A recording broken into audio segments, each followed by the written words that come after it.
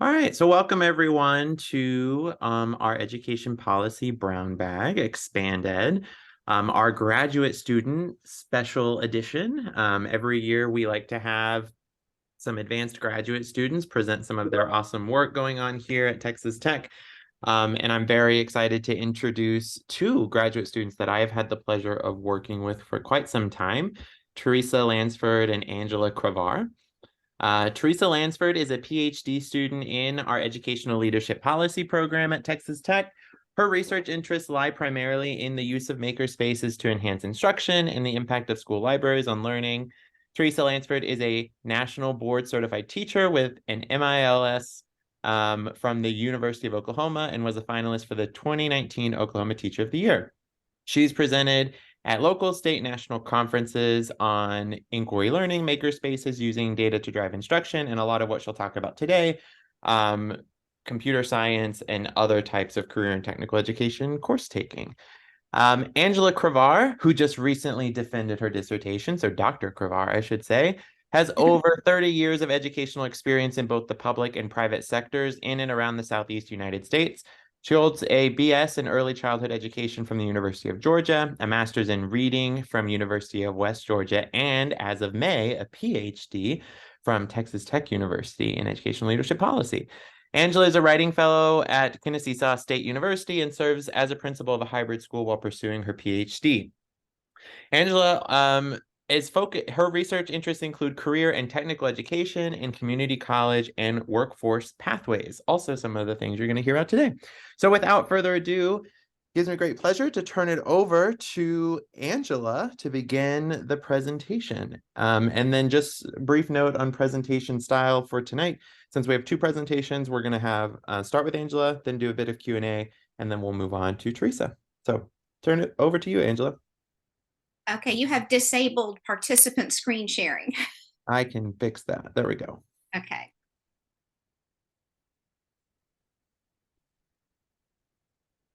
All right.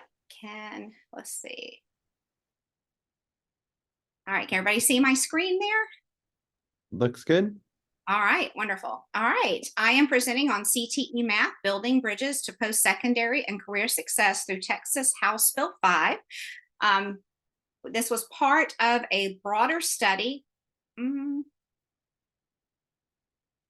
Okay, here it goes. This is part of a broader study that we did on a report for philanthropy advocates. So you see the acknowledgement there to hold them harmless for any foul or poor opinions, findings, conclusions, recommendations expressed in the material. They are the opinions of the authors and don't necessarily reflect the views of the funding organization. You can see the report. It came out in February 2023 if you're interested in following up on any of the information presented here today. This research is set in the context of Texas policy, particularly on House Bill 5, which brought forward the Foundation High School program. It was established with the passing of House Bill 5 in 2013. Of particular note in the areas that we'll talk about today is that this legislation decreased the number of math courses required to graduate. Prior to this, there were 4 required math courses, and it reduced it down to 3. Students were also no longer required to take Algebra 2, and the endorsement pathways were to align to state career clusters and CTE pathways. And then CTE Math was integrated into the graduation core as a potential for the 4th math credit with this change in the bill. Career and technical education is looped in, of course, to career and technical education math. This is definitely related to the reauthorization of the Carl Perkins Act. The first Perkins 1 has passed in 1984, and this particular legislation overlaps the Perkins 4 and 5 implementations in 2006 and 2018. The reason for this reauthorization is that the characteristics of students who take CTE courses have diversified. There is a strong coalition of coursework that prepares a student for college and the workforce. It's more than just taking 2 classes. It morphed into from vocational education to a career pathway and industry cluster, and is now called career technical education. Students who take CTE clusters are more likely to attend post-secondary institutions and may have higher wages. And so that is some of the goals in working forward in improving CTE education. Overall, this Texas legislation is set in three large federal policies: the Every Student Succeeds Act, ESSA, Perkins 4 and 5, and the Workforce Investment Opportunity Act, or WIOA, as some people call it. Every Student Succeeds Act is K through 12, and the Workforce Investment Opportunity Act is really largely for students who have passed high school graduation, and Perkins sits in the intersection of those. Perkins overlaps K through 12 education, and it overlaps post-secondary education and workforce retraining. So it sits right there in the midst of those two. And so the policies for Perkins have to line up with both K-12 and post-secondary training.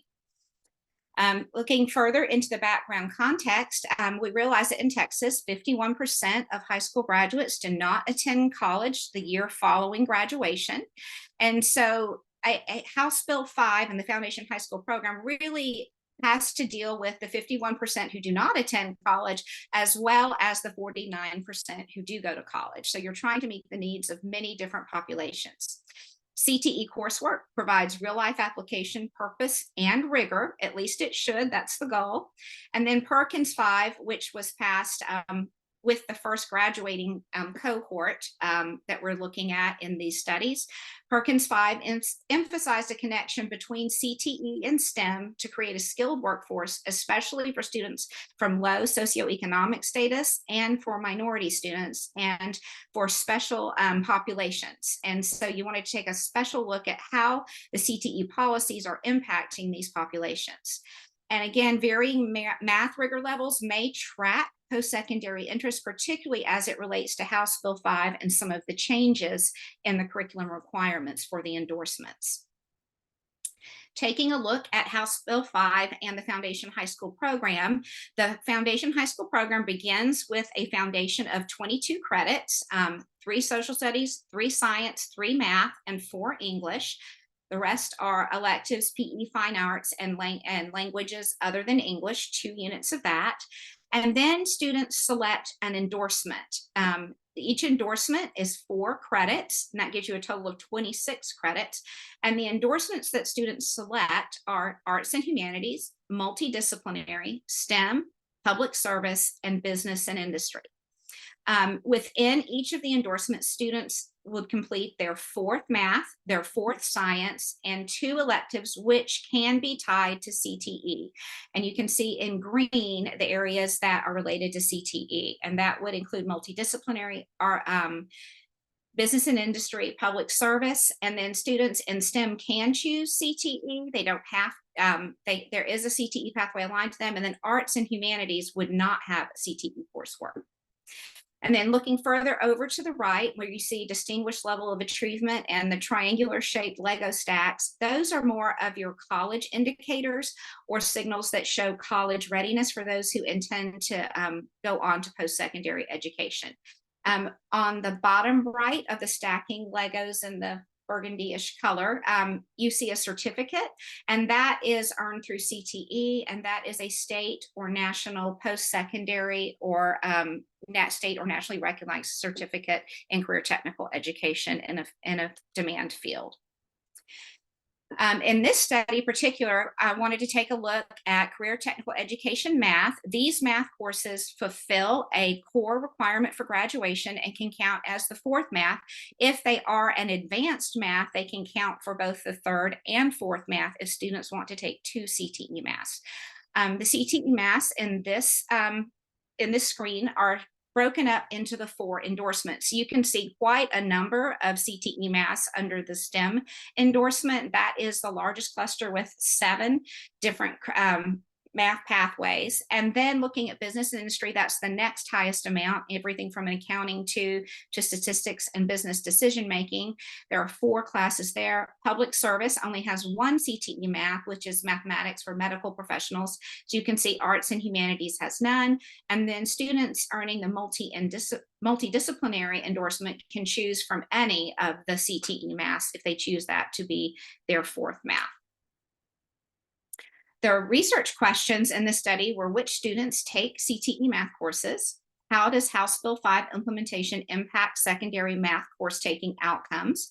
How does math CTE course taking associate with student outcomes in the form of post-secondary enrollment and immediate workforce outcomes? And then do these associations differ by district type? The data that we used comes from the Houston ERC, Education Research Center. CTE courses were identified using PEIMS service codes for CTE classes, and then also they were compared to which courses in the tax code substitute for the 4th math credit. Graduation cohorts were created from 2015 to 2020, and you can see the numbers in there, pretty large numbers for each cohort, and a unique student number linked students from pre-K to post-secondary and the workforce, otherwise known as cradle to grave tracking for students. So it was a really nice opportunity to get a look at the students from high school, post-secondary, or into the workforce and tracking their pathway there. For the first research question, which students take CTE math courses?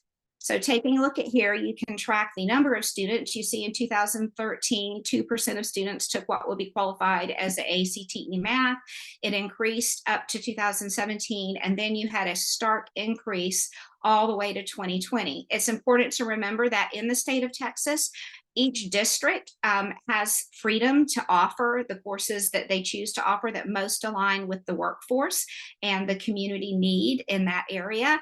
And so you will, we've noted that there are differences in the courses that are offered per district. And then as HB 5 was implemented through that House Bill, the Foundation High School program, you saw that districts has started at least with 1 endorsement and built on, and you can see how the number of courses offered is going to impact the percentage of students taking it.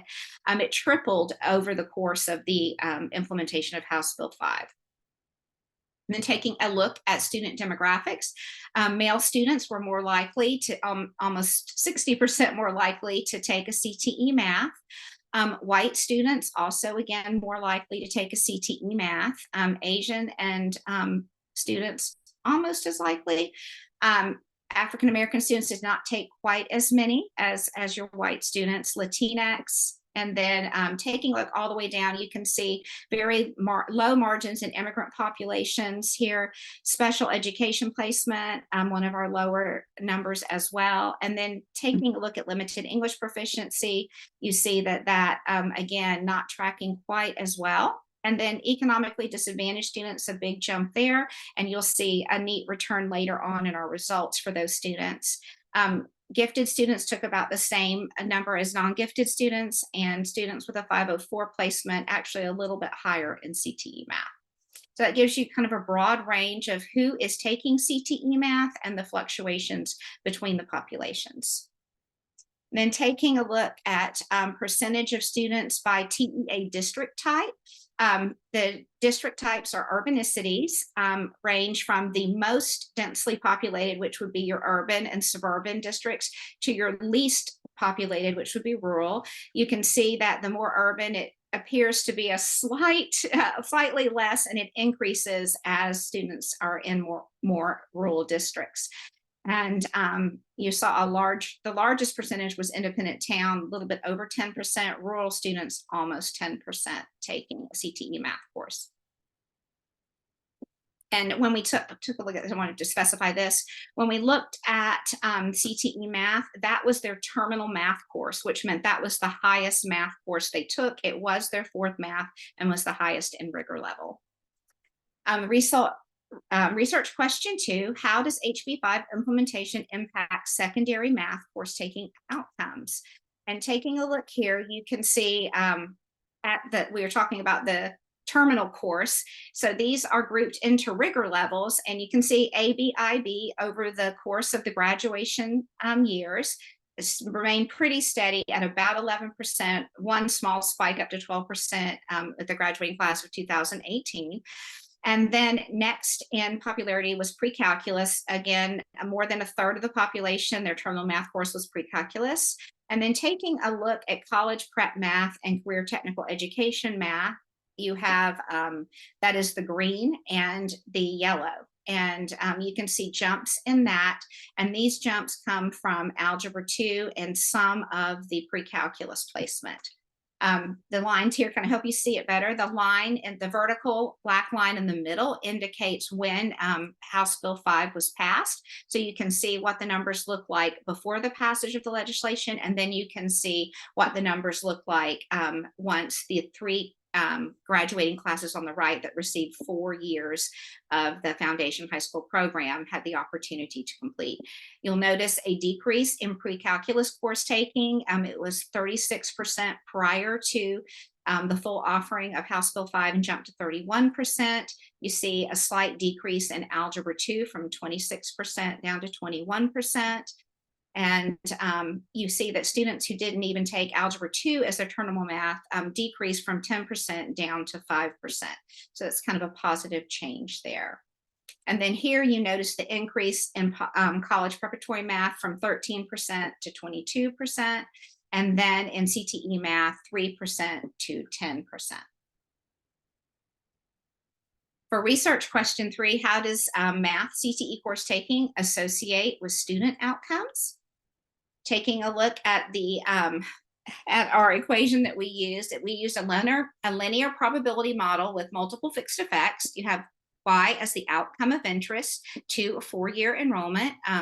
X is the vector of independent variables of interest, such as student demographics, cohort placement, indicators such as that, urbanicity, and then school by cohort fixed effects. I, J, and C, student, school, and cohort, and errors were clustered at the school level for this study. Just as a comparison point, students who took advanced CTE science courses and students took advanced CTE math, you can see math CTE course taking was 8 percentage points, and then 4% for science. And then taking a look at business and industry, you saw the wages go up to a large degree. So what you're seeing here is an increase in wage for students taking advanced CTE science, advanced CTE math, and you also see an increase in the high demand degrees that are completed by these students. So we're seeing that advanced CTE math is tracking to higher wages, particularly for rural students, and you're seeing that students in business and industry endorsements are also tracking higher wages and higher demand degrees. So students taking advanced CTE math science courses or earning the business and industry endorsement associate with a greater likelihood of earning a high demand degree or credential within 2 years of graduating high school. It associates with higher wages, also adjusted for inflation, more so than those who did not take those coursework. For math in particular, looking at ABIB math courses as the terminal math course, you see the percentage point likelihood that they would attend a 4-year increases 25 percentage points. And then you see it reduces the likelihood they would attend a 2-year. Pre-calculus, very strong. College prep, strong to the 4-year placement. CTE with an Algebra 2 prerequisite, the more advanced CTE math, it does indicate a slight increase in 4-year attendance, and then a strong more than 5 percentage point increase in 2-year attendance. CTE with no prerequisite of Algebra 2, more likely to attend a 2-year college, and then less than Algebra 2 or far less likely to attend a 4-year or a 2-year post-secondary institution. Some key takeaways to consider in this study. Greater choice in course type is what Foundation High School Plan offered. Again, they were trying to meet the needs of all of the students, those who would attend college and those who would not. It's gearing education into an endorsement that functions like a major and giving students the opportunity to explore some different areas and determine if that may or may not be a career of interest. But more than just giving them exposure, is it giving them an opportunity to earn that higher wage and go and enter the career field prepared to earn a livable wage? Also taking into consideration that students taking CTE math have a greater likelihood of 2- and 4-year college enrollment and higher wage immediately after high school. And this was particularly true in rural districts where it may even be more difficult to find work in that community. So a strong help for rural districts. And then implications for CTE math. It works to improve academic alignment to college and careers. It's purposeful. They need to take into consideration how courses add on to each other and what do they lead to. And CTE math and CTE coursework, as they take these courses, is it just some exposure? But we found that career pathways, that when students stayed in one area and took courses of higher rigor and more depth, and they fleshed out that pathway, that's definitely going to lead to a stronger outcome in the career field for them because they are entering more prepared, rather than students who completed 2 or 3 different endorsements and kind of hodgepodged it around a little bit. Did they improve academic advising targeted to CTE post-secondary goals? That's something that we feel needs to happen. With so many courses being offered, it can be very overwhelming, particularly to students who would be first generation to enter post-secondary school. They don't know how to navigate all of these different pathways, and they don't understand, what does this class that I'm interested in taking really lead to? What's the potential for earning later on? What's the potential for going to college later on? And is this the coursework that the colleges are looking for entrance? As you saw on that first slide where it had the Lego set or built credits, do students understand what courses they really need for college, or are they just earning more endorsements, not understanding that they really need those college indicators and the distinguished level of achievement? And then we need to provide that opportunity and access for all students. Do the families understand what all of this means?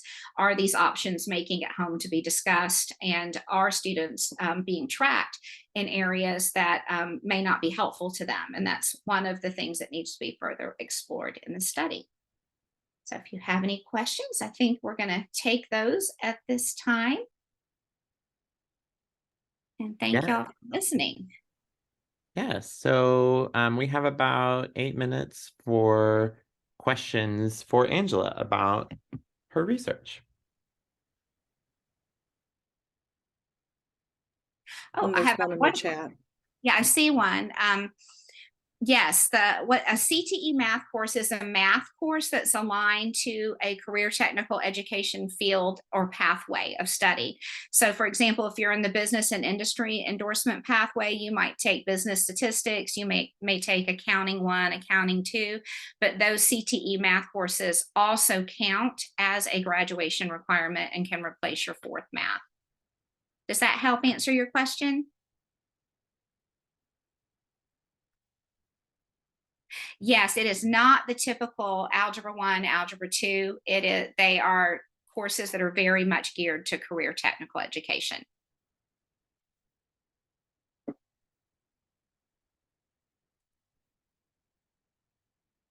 Joe, you have your hand up?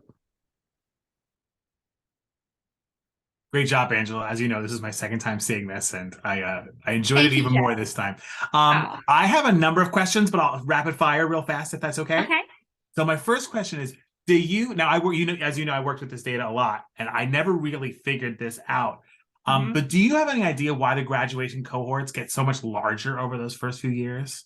Is it just like a population thing? Because it increases like 10% in like 3-4 years, which seems like a lot, but I mean, I don't know. I'm not a demographer. Maybe that's not a lot. I mean, it's population shifts, and yeah, that would be my guess. I mean, we're counting them; they're there. No, I'm sure. Yeah, I'm sure. I was wondering if you had an explanation for that. Can you explain the high proportion of students in rural districts taking the CTE math classes? Do you have like It's A reason interesting. why you think that might be happening? I Well, not to stereotype, but just what we're seeing in the data is a number of these students are entering the workforce, and so they're kind of boning up, preparing to do so.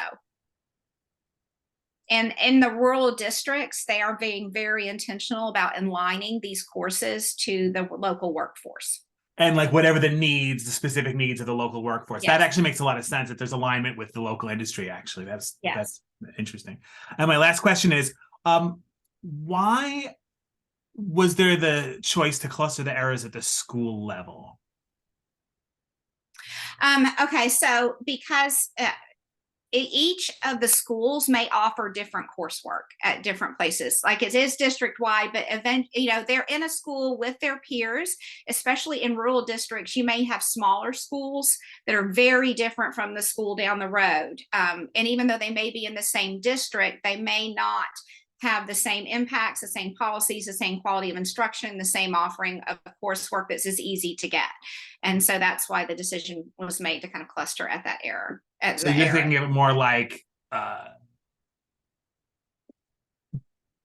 you're kind of basing that decision on the course selections at the given schools. Because that's what we're talking about as courses. That makes sense. Yeah. Thank you very much. Great job. You're welcome. So, Angela, a lot of time when we talk about like rural schools, we think about them not having as many resources or as many course offerings. Is it Perkins that you think is bridging the gap for them to be able to offer more? Perkins is definitely offering funding, and they're offering incentives to train rural teachers as well and to equip the rural workforce. So I think Perkins is definitely helping with that, but also local businesses seem to be further invested in training an upcoming workforce, particularly in rural areas where they may not have as large of a pool to attract. So they're getting more involved, from what I understand, in the local schools as well. So I think you're seeing both.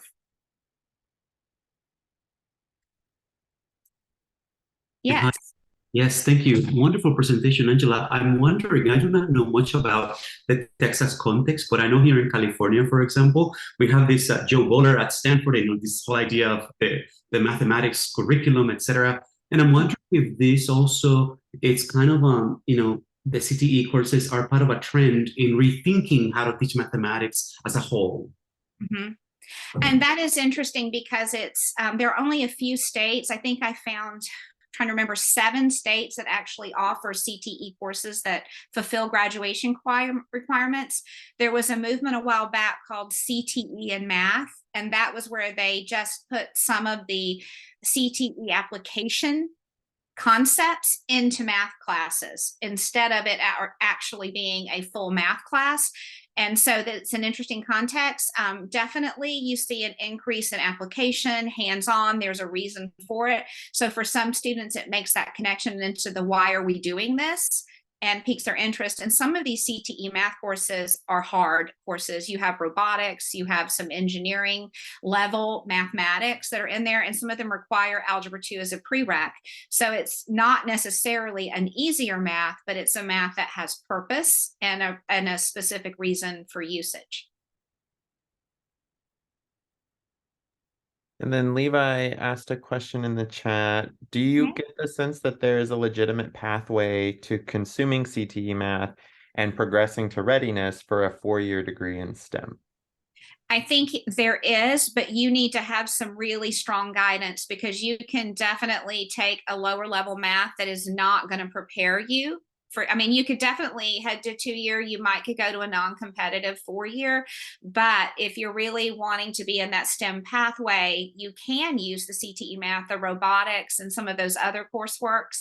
And there's a computer science math. Those definitely are considered STEM math credits that have weight and rigor accounted to them. But again, it's one of those things where you really need that advising. You need someone helping you understand how these pieces fit into your long-term post-secondary plans.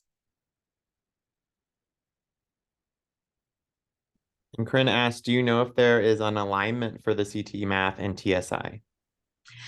Well, TSI is a little bit different. It's not just completing a CTE math. It's, you have to score on the TSIA, or they have a number of exemptions, and earning a CTE certificate that is state or nationally recognized would meet one of the TSI exemptions. Okay, that's interesting. Unless someone else has a question, I would have one more to wrap us up. It kind of builds off of what Levi's question was asking. Angela, like I noticed in your bar chart, your stacked bars, that like there's been an overall reduction in some math that we might expect to be kind of the college going math. So like pre-calculus. I'm curious like what your perspective is, you know, post HB5. Do we think that we are decreasing the level of advanced math that students are taking and thus like decreasing, for example, like pathways into 4 years and selective 4-year institutions?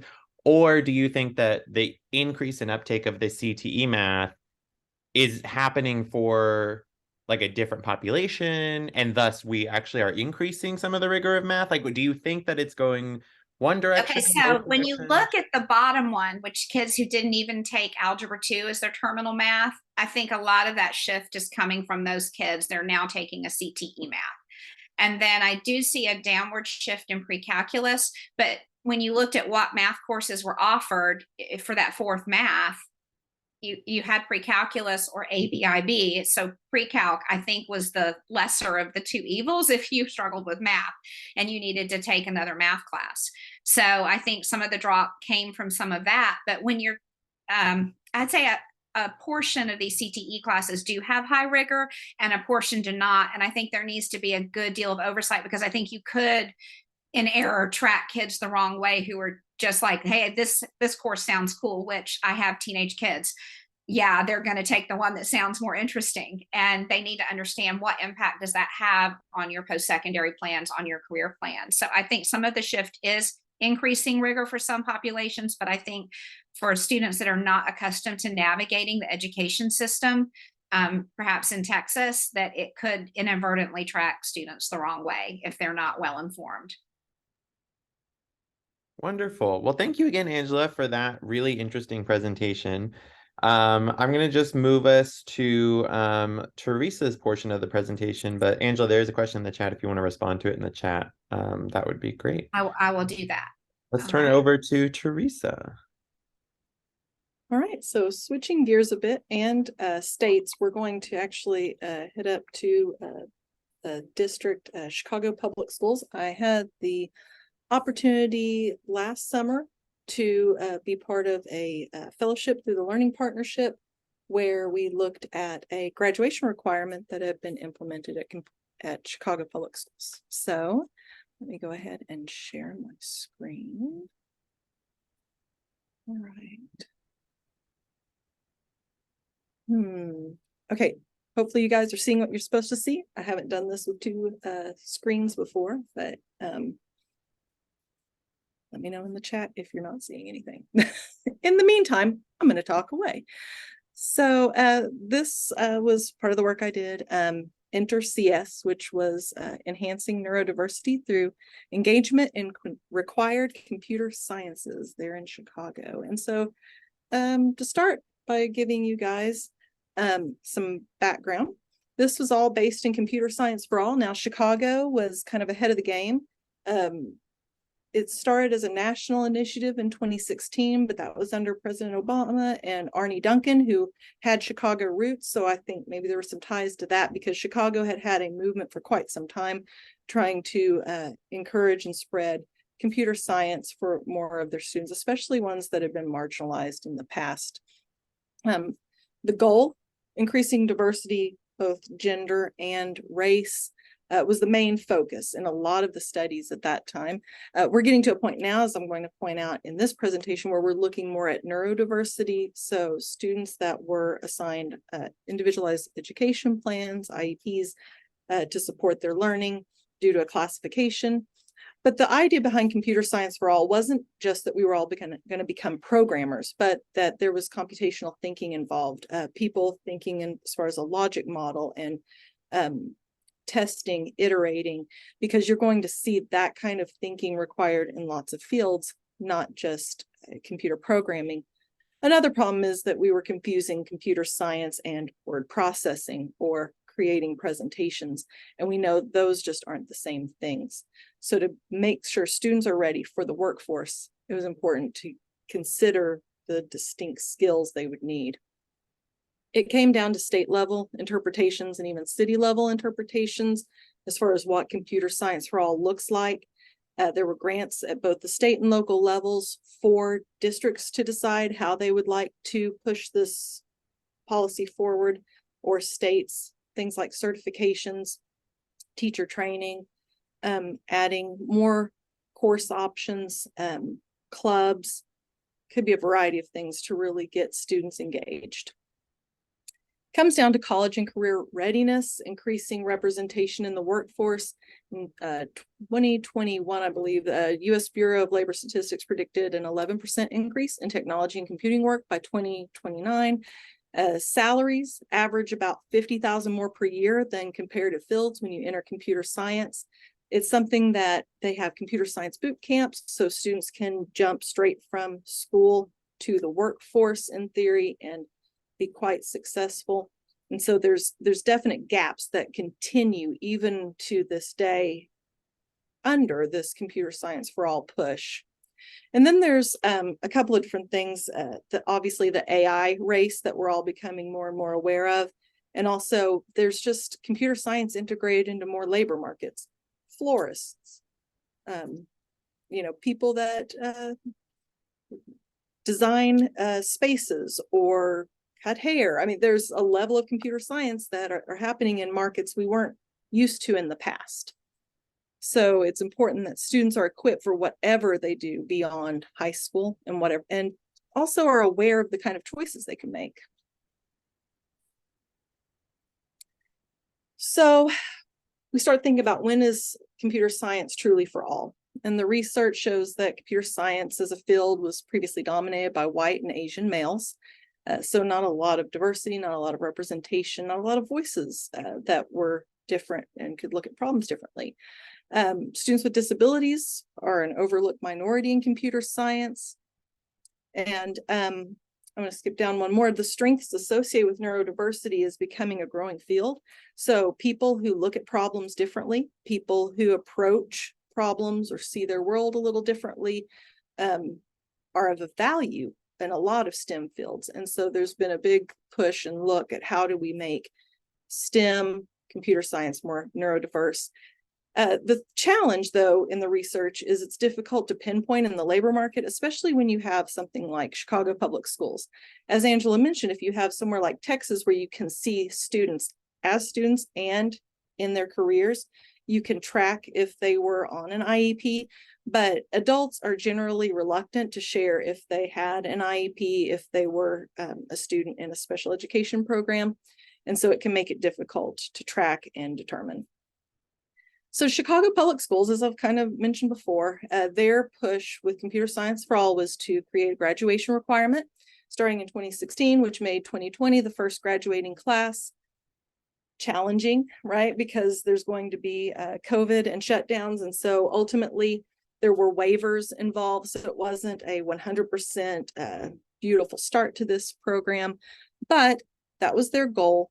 For all students, and not like other districts or states where maybe it's a foreign language. It could fit as a foreign language requirement or fit in under some other umbrella for graduation. It is its own thing.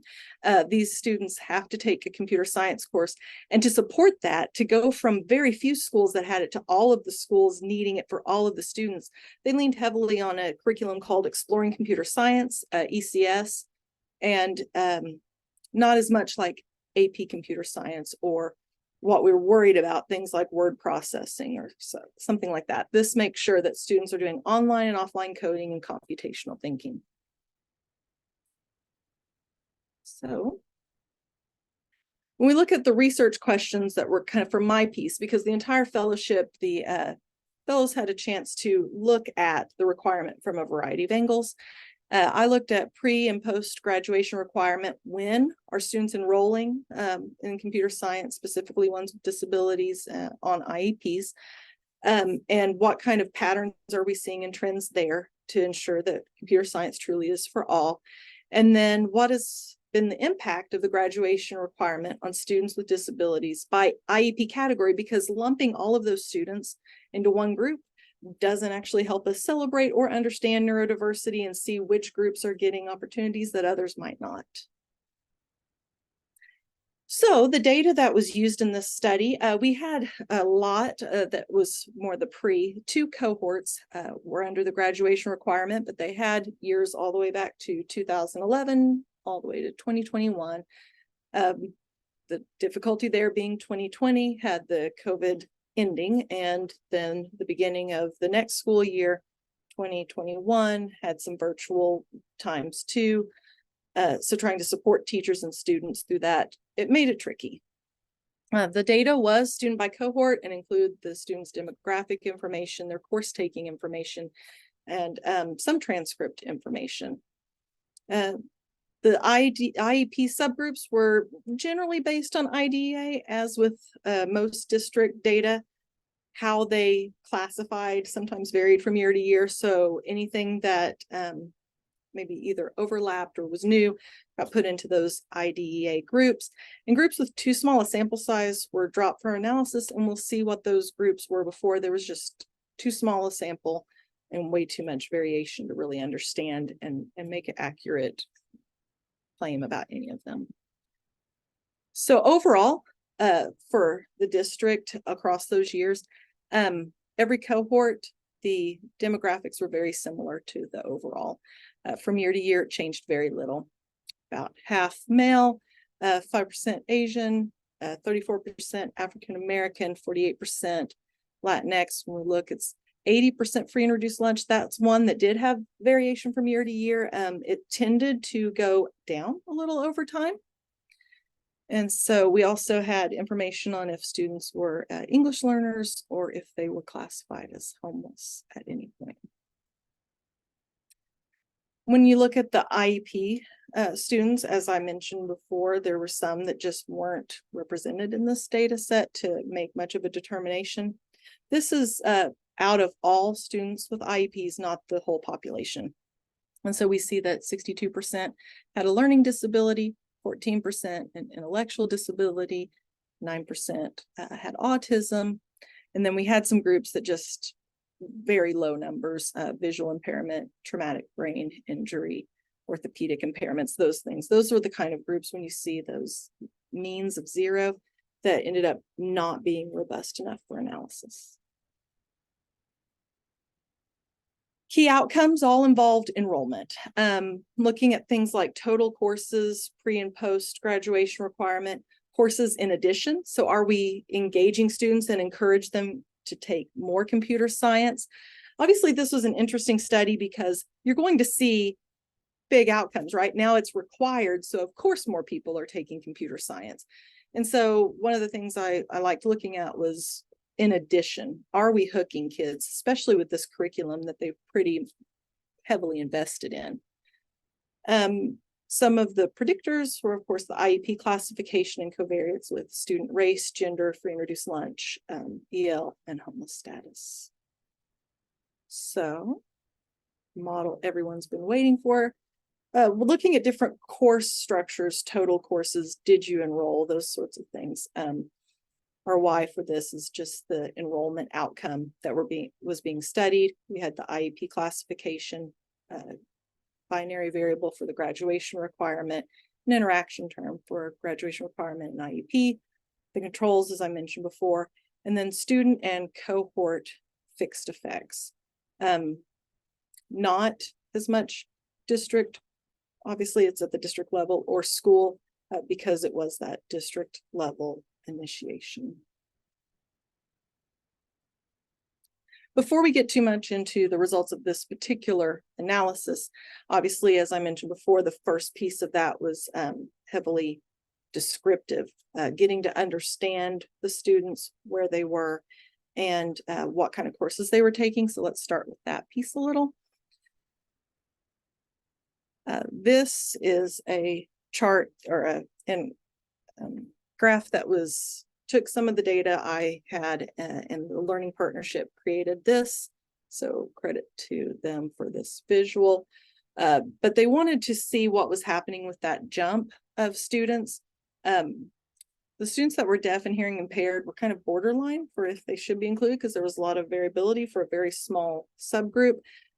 So you will see more variability for them across. But what you're going to see for each of these is that we have trends where groups are obviously, engaging in more coursework. And then we see this big jump. But as I mentioned before, Chicago Public Schools was emphasizing computer science for quite some time. And so we see that access and enrollment was changing over time. And obviously there was some anticipation of that graduation requirement coming. So we see that line coming up to meet the jump. So the thing I was curious about is, now that we have these students that are enrolling at a greater rate, what does their first year of enrollment look like? Are there any discrepancies? When are we enrolling students? And we see that before the graduation requirement, it was pretty consistent from year to year, the percentages that we enroll students in computer science. Students with emotional disabilities did see a difference, but that group gets smaller across the 4 years. That's a different study for Chicago Public Schools.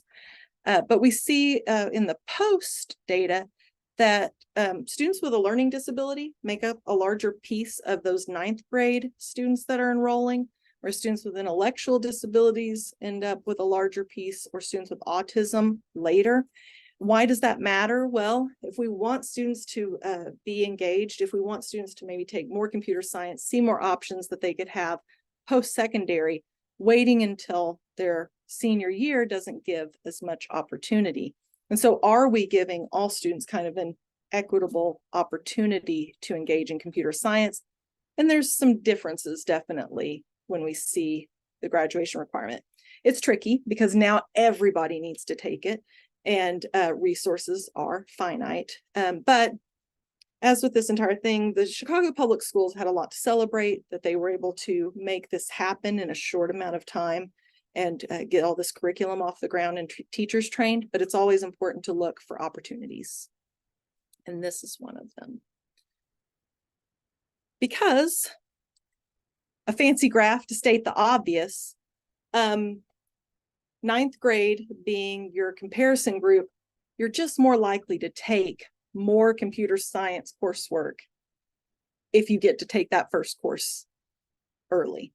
The longer you wait, the less opportunity or the less likelihood you will have of taking more computer science courses.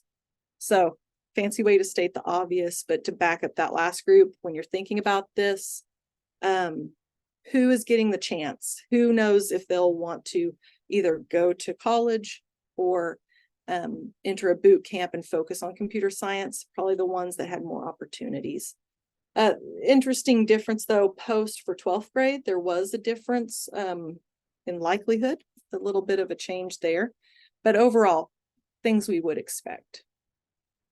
So when we look at this, I was curious about not just the additional coursework they would take based on the first grade they had it, but was there additional coursework to take? And so in this graph, I looked at the course offerings and I took quartiles of schools based on the percent of students they serve on IEPs.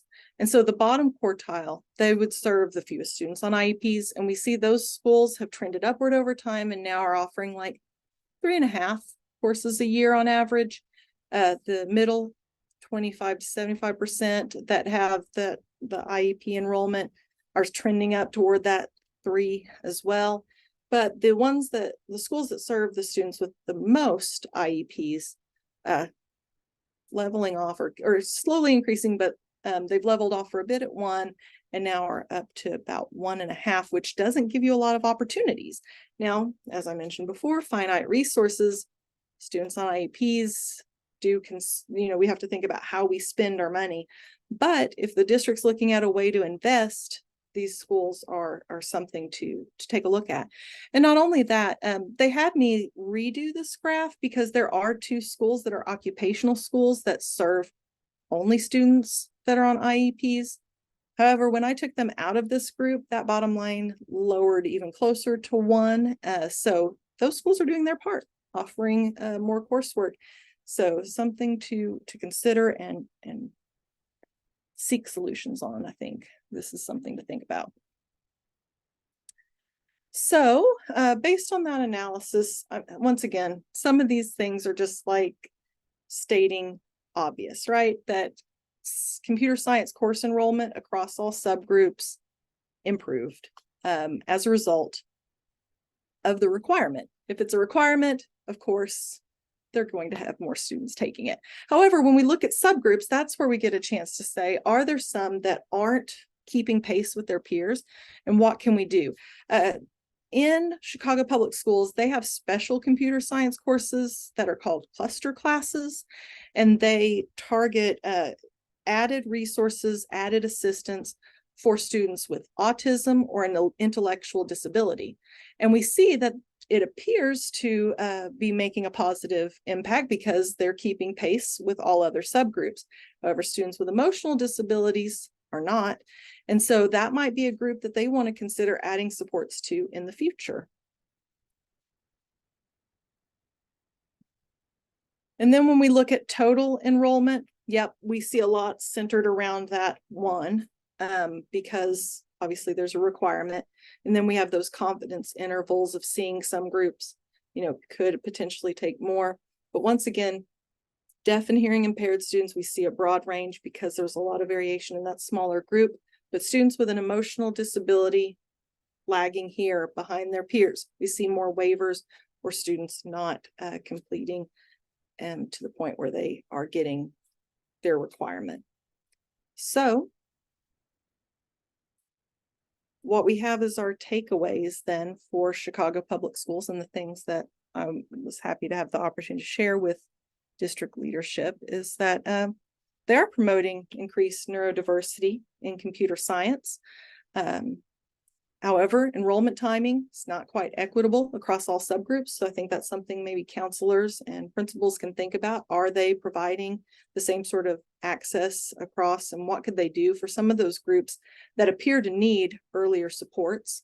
And then how can they help with equity across schools to make sure there's access to further coursework for those students who really are interested? Obviously, the limitations of this study included the pandemic, which gets to be a limitation for several years to come for all of us, that there wasn't long-term data. That was unfortunate because Chicago Public Schools doesn't know what happens to their students when they leave. So they don't know what impact they're making on the labor market, where these students are deciding to go to school.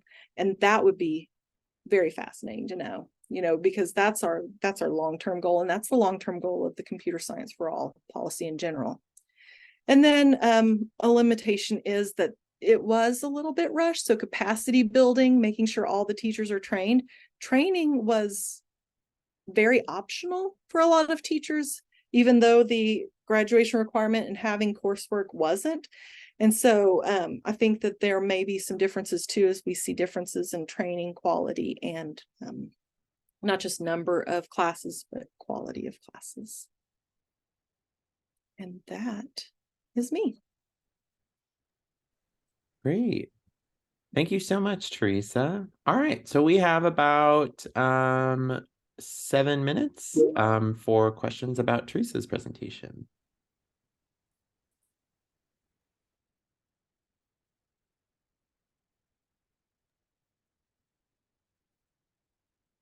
Teresa, can I jump in here? Mm. Great presentation. Thank you. I was just curious, were there other folks looking at other classes, or was everyone focused on computer science? So the goal was that everyone was focused on computer science. They have a new initiative called Cafe CS, and they are trying to determine next steps as far as funneling down to, say, middle school and elementary.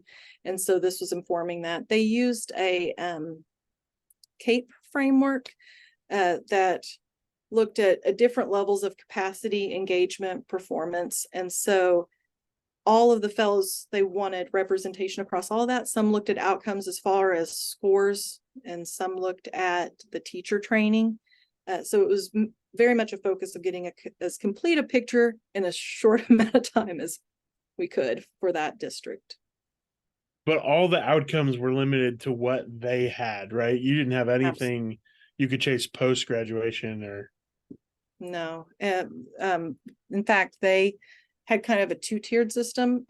It was really a unique opportunity just because to be able to like utilize Chicago data was it's not an easy thing. They have a rigorous like program where you have to apply, and they deny way more than they accept.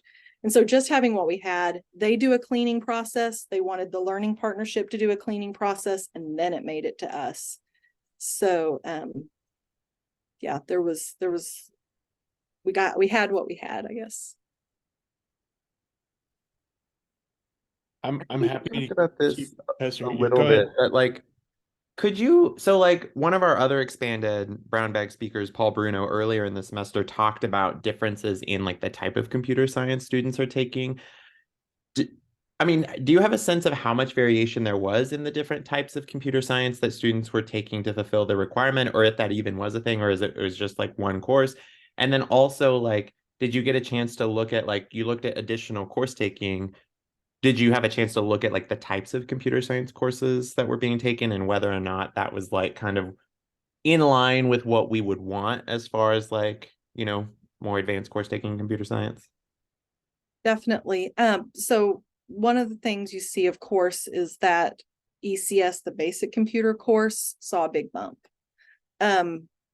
However, when you went from year 1 to year 2, there were some groups, one was students with autism and one was students with learning disabilities, were actually enrolling more in APCS. So it appeared to be almost like a springboard for those students. So they're seeing some shifting beyond that basic course into some AP, depending on the groups. However, there's still the thing for students with autism. Students with autism were also in that cluster class. So that changed some of the percentages as well. However, it didn't for students with learning disabilities. That's fascinating. Like, that's to me, a pretty serious takeaway. So anyway, thanks. Question where you had the students divided into the top quartile, the bottom quartile, and then the middle quartile, and they all showed growth. Like, in looking at that, did you see certain areas in course taking growth, or was that just like, talk to me a little bit about that? Yeah, so those were schools rather than students, and the growth was like the number of courses offered. And so what you ended up seeing over time was there are schools that offer up to 6, 7 different computer science courses, more, I think, like magnet than just your average school, but more robotics, more web building. So students could take that first course, and if there's something that really intrigued them, they could dig into it deeper, which they couldn't do in some schools because they're just lacked the opportunity. It was ECS, the basic course, and then maybe nothing else. Were the ECS courses considered CTE courses at all, or no? No, it's a curriculum that was made, I think, out of UCLA to ensure that we were diverting students away from the whole word processing and building a slide presentation and calling that computer science. Gotcha. And so it's I believe, 9-unit program that goes over lots of elements of computer science to try to give students a more comprehensive picture of what they might be able to do with those skills. Really great job, Teresa. Fascinating topic. I enjoyed it. Levi put something in the chat. And then Christian has a question. Oh, okay. So Levi, great question. I wanted to do that. I wanted to look at what was happening to STEM courses because I was curious to see if students who took now this required computer science, started to see themselves as like a STEM student with this computational thinking and took more, or if it took away from courses. I think there was a umbrella concern that it might take away, and to maybe not approach that issue yet, while different teams of teachers were, or curriculum directors and things were working on how their plans should look in light of this graduation requirement. But I think it would be fascinating to see what happened. I think you could tell a story that would be really interesting, and considering what that would mean for students. Yeah, Teresa, this is another fascinating presentation and research. And I wonder if you know, and I don't know if you spoke about this, but what could be the factors at play preventing students to enroll early or earlier in these courses? Right. Well, the biggest factor is the number of courses offered, the number of teachers certified. And so I feel like they're having to make a judgment call on when to enroll students. So until they can improve capacity, there's going to be a lot of students who just don't have choice. I think you see quite a few enrolling in 9th grade because it isn't one of those courses that would need a prerequisite. However, same token, it can easily be later and even senior year because it's something to check off. Students, I will say, not only, I mentioned waivers briefly, students can apply for a waiver and make a different plan for themselves. It's a lot of IB students more than IEP students, and based on, they were still deciding how they wanted to calculate their waiver data. And so that's why that wasn't a part of my study, because I think that would have been interesting too. So I just saw very rough numbers before they decided they were a little too rough for us to do much with. But yeah. Thank you. All right. Well, that was a very engaging set of presentations. And as someone who's worked with both of you, Angela and Teresa, very proud as always of your just abilities and how much interest and engagement you've shown in this work, and now engaging a larger audience. So thank you for that. That concludes our brown bag for this evening. Thank you again for joining our special kind of graduate student edition. It was fabulous as always. I want to invite you to join us again in 2 weeks at the lunch hour for our last brown bag of the semester with Dr. John McNaughton. But with that, thank you everyone for coming. And yeah, I hope you have a great rest of your week. Thank you.